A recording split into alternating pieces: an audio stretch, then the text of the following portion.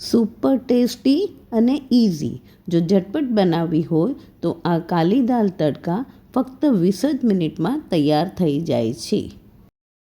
દાળ બનાવવા માટે 3 દાળ એટલે કે મગની દાળ, છલટી અને ચણાની દાળને મિક્સ કરી 5 મિનિટ પલાળી અને કુકરમાં 3 સીટી કરી બાફી લેવી.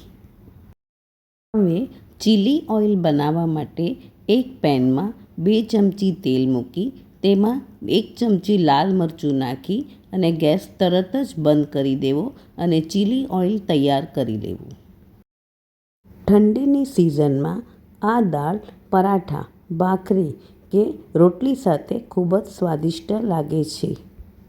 ઝટપટ બનતી કાલી દાલ તડકા બનાવવા માટે કોઈ પણ પ્રિપરેશનની જરૂર નથી.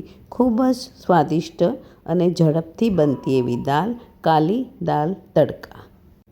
હવે દાળના વઘાર માટે એક પેનમાં 3 ચમચી તેલ મૂકી તેમાં તજ, લવિંગ, હિંગ અને મરી તેમજ હળદર અને લાલ મરચું નાખી 2 કપ પાણીથી વઘાર કરવો.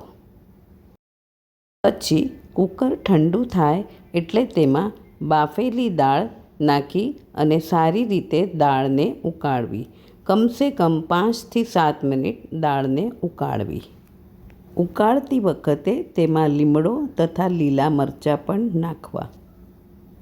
હવે દાળ બરાબર ઉકળી ગયા પછી તેને સર્વિંગ બોલમાં કાઢી તેને લાલ મરચું, લીમડો તથા આપણે બનાવેલું ચીલી ઓઇલથી ગાર્નિશ કરવું.